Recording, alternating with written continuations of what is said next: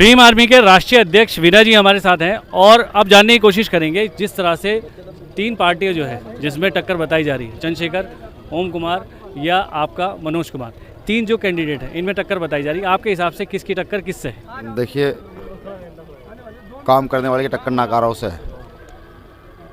जो समाज में काम कर रहा है, वोट तो उसका अधिकार है। यहाँ तक हुआ क्या है, मैंने पूरा नगीना लगभग 250 गाँव में मैंने घूमा।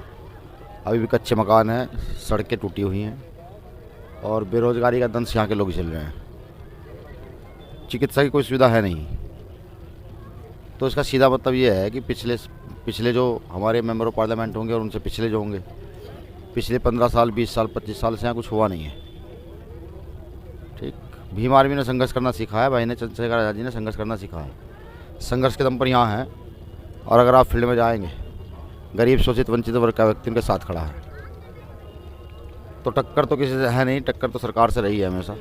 चाहे CNRC का मामला हो, चाहे बहन बिल्किस बानो का मामला हो, चाहे मौलाना साद का मामला हो, चाहे मनीषा वाल्मीकि का मामला हो, इंदर मेघवाल का मामला हो, या सतगुरु रविदास घर का दिल्ली का वो मामला हो, टक्कर तो सरकार से रही है। इस बार भी टक्कर सरकार से ही है।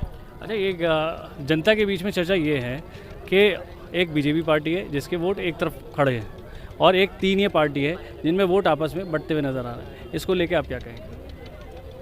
मुझे तो कहीं बिखराव तक देखने को मिला नहीं है। शेड्यूल कास्ट का वोट 70%, 80% भाई चंद्रशेखर आज़ाद जी बजा रहा है। ये आप भी सर्वे करके देख सकते हैं। बैकवर्ड मुस्लिम, यहाँ तक कि जो बुद्धिजीवी, यहाँ पर मैंने वो देखा, जो बुद्धिजीवी व्यक्ति है, जो जानता है कि आज देश की परिस्थितियाँ क्या हैं, अपर क्लास का व्यक्ति भी, वो उसने भी मुझे ये कहा कि भैया आप चिंता ना करें, चंद्रशेखर भाई जीत रहे हैं और हम सब लोग वोट उनको दे रहे हैं क्योंकि अब इस देश को उन जैसे नेताओं की आवश्यकता है। अच्छा, अगर देखा जाए, एक मीडिया वाला सवाल आया था कि उन्होंने मीडिया को कुछ कहा, वो बहुत तेज़ी से वायरल हुआ, हर ग्रुप में वायरल हुआ कि मीडिया वालों को कुछ उल्टा सीधा कहा, तो उसके बारे में आप क्या कहेंगे? देखिए, वो वीडियो मैंने भी देखा है। मुझे लगता है वो काट कर प्रदर्शित किया गया है। मतलब AI जो ऐप है उसका इस्तेमाल किया गया? हो सकता है। बस मैं तो इतना जानता हूँ कि अगर बहनें साथ होती हैं, वो उसमें होते हैं, तो वो अपने कार्यकर्ताओं को भी डांट देता है कि भैया जब बहनें साथ है तो बहनों के लिए स्थान बनाइए, किसी को चोट न लग जाए, कोई बहन गिर ना जाए, ये सब करो। ये हर उसमें होता है। अब उसको काट कर किसी ने क्या रिप्रेजेंट किया, ये मुझे नहीं पता, लेकिन हाँ ये ज़रूर है कि मीडिया के लोगों का वो बहुत सम्मान करते हैं। मैंने तो आज तक कभी देखना किसी मीडिया के व्यक्ति को उन्होंने कुछ कहा हो। अच्छा, मैनिफेस्टो क्या रहेगा अगर जनता की, अगर हमारे चैनल के माध्यम से अगर आप बताना चाहें कि अगर आप हमारे चैनल के माध्यम से बताना चाहें कि जनता के बीच में आप वो कौन से मुद्दे लेके जा रहे हैं जिनसे जनता को फ़ायदा हो? देखिए, सबसे बड़ा मुद्दा तो भैया रोटी का है। रोटी से बड़ा मुद्दा देश में कोई है नहीं और मुझे ये लगता है यहाँ की परिस्थितियाँ देख करके सबसे पहले रोटी की आवश्यकता है, नहीं रोज़गार की आवश्यकता है। संघर्ष करेंगे कि यहाँ पर भी इंडस्ट्रियल एरिया स्थापित किया जा सके। लोकसभा में पहुँचकर ये पहली लड़ाई इसको सबसे मेन में रखेंगे।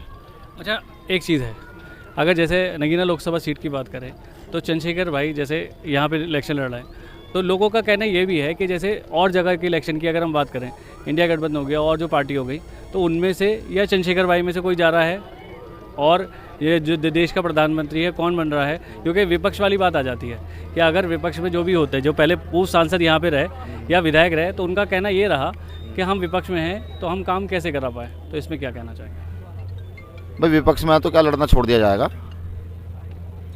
तो फिर तो विपक्ष के लोगों को सबको जेल भेज देना चाहिए सरकार को। देखिए, ये सब चीज़ें ठीक है, लोकतंत्र में सबका अधिकार है अपनी बात को रखने का। भाई विपक्ष का मतलब ये नहीं कि वो मौन होकर के रेलवे बिक जाने दे, इस देश को बिक जाने दे, ये मतलब नहीं ना विपक्ष का। विपक्ष का मतलब होता है सरकार की गलत नीतियों के खिलाफ खड़ा होना। और मुझे लगता है कि भीम आर्मी फिलहाल सड़क पर सबसे बड़ा विपक्ष है भारतीय जनता पार्टी और RSS के लोगों का।